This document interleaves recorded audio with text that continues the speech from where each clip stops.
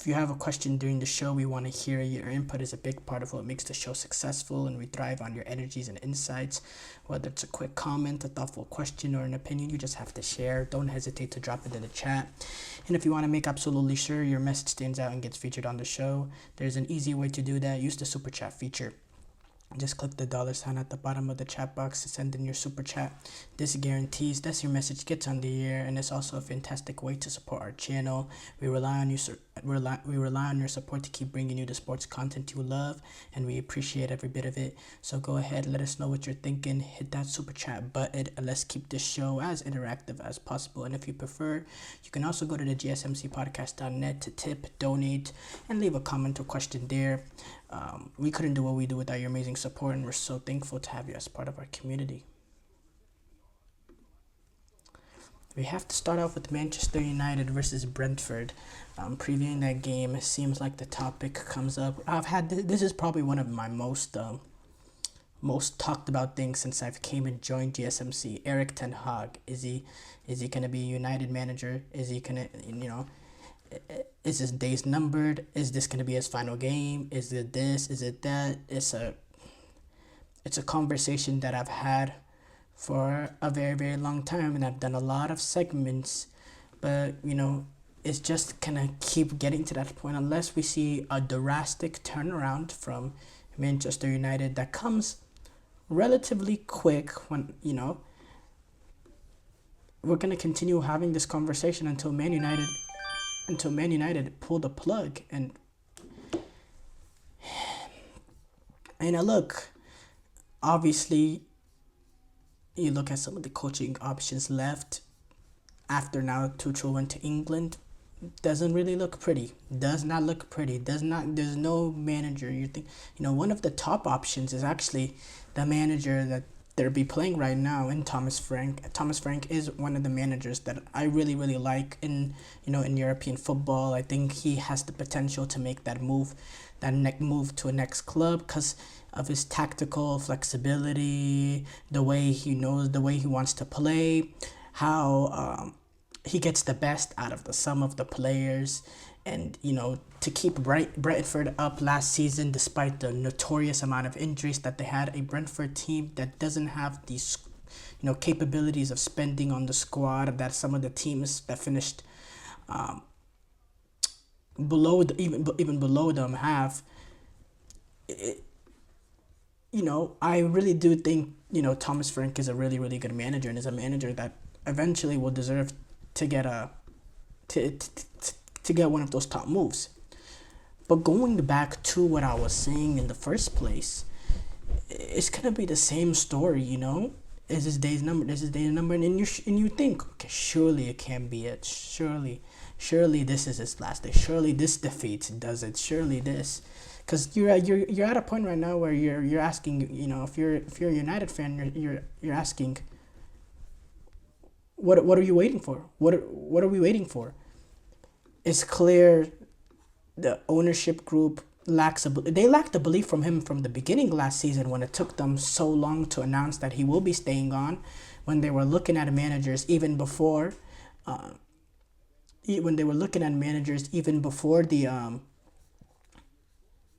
end of the season. There was reports before the FA Cup final that they reached out to McKenna, Kieran McKenna, who's another one of those options that's being discussed, or that's up there in terms of potential Ten Hag replacements.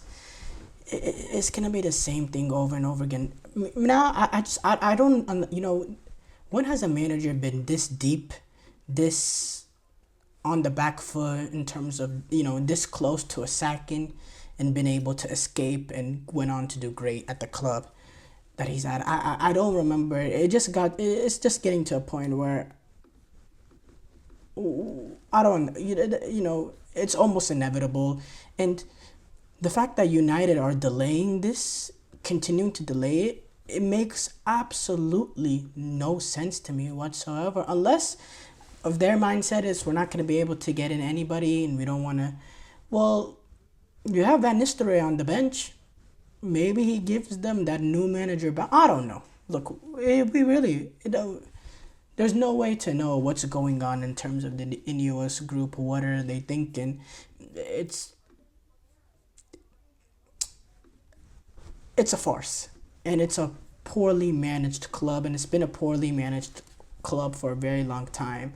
Um, but what I will say in regarding this one, by the way, Brentford are entering on better form so far this season. They're currently sitting, and this is what makes me like even higher on Thomas Frank is when it's only been now I believe 7 games in the Premier League, but when you're above Manchester United through 7 games, and you compare what United have on players to spend, you're talking about United have $100 million players on the bench like Anthony, who are not even that much involved this season.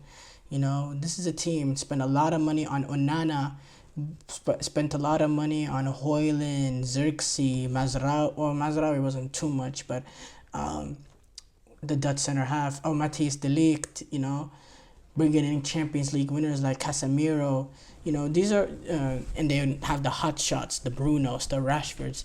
And you compare that with Brentford, who have some quality players and have a good scouting department that allows them to buy cheap and develop players and be able to sell them for a high amount of money. They've done that with, they did that to an extent with Ivan Toney, Said Ben Rahma, players like that they bring in on very, very low value, and they develop them at the club. They see, they get all the potential out of them. And once they develop into that brilliant player, they make a massive amount of profit and reinvest it through the system that they have. And they've done it. And they've done it brilliantly well. They have a very good scouting department. It's a well-oiled club. It's a well-oiled machine, and it's the opposite of what Manchester United is. Manchester United have problems all over, from top to bottom. Brentford, everything is well-oiled, and they can go through injury crisis the way that they went through last season and still survive, because there's a discipline and there's a well-oiled nature to the club that can allow them to overcome adversities. You compare what Brentford had a lot of injuries to overcome. You compare that to United suffered a lot of injuries, and you see they fell apart. Now, obviously, everything is relative, because Brentford finished, I believe they finished last season in around the 15th place. I'll pull it up right now, actually. But yeah, Brentford, they finished last season in 16th place, only 2 spots above Luton, who got relegated, and United finished 8th place. But it's all relative. It's all relative. Brentford have a weaker squad in general compared to everybody else in the Premier League. They don't go out and spend as much money. They don't have the resources.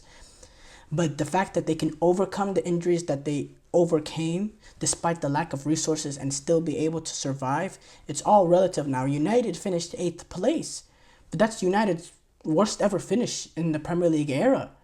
So when you see how Brentford is able to overcome these issues that they've had last season compared to United, it shows the relative, shows how one team can handle, adversity compared to the other. As far as this game, Brentford are coming in better form, with them sitting in 11th place. They've had some good moments this season.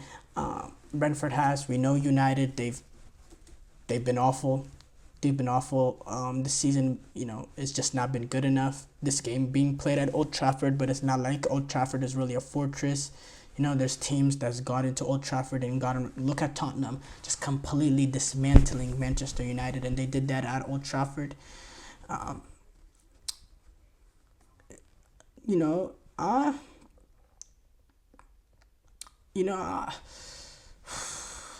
It's a tough one, because number one, I would like to know how United line up up front. Do they go with Rasmus Højlund, which is probably their best striker, go with that little bit of pace? Do they try to, how do they go and how do they approach the game? Are they gonna come in and will they be willing to dominate the ball because United are not going to go and take this game by the scruff of the neck. Brentford will have their chances to play, and I feel like United might want to take advantage of their pace on the counter, because sometimes I don't know if United have the capabilities to go in and dominate a game from minute one and completely take it. I think United play their best football playing on the counter, because if they do go and try to dominate a game and open themselves up, I think United leave themselves very, very vulnerable, and Brentford have the ability to play on the counter. So I want to see how United go about this game. The one thing that, if you're Brentford fans, concerns you is their away form this season. They've lost all three of their away games this season, and they've struggled obviously on the road. They've gotten all their points at home, so there's that aspect of it. But overall, I'm looking forward to a really, really good game. I think both teams are gonna go for it, and I'll probably lean towards a draw, but who knows? I'm interested.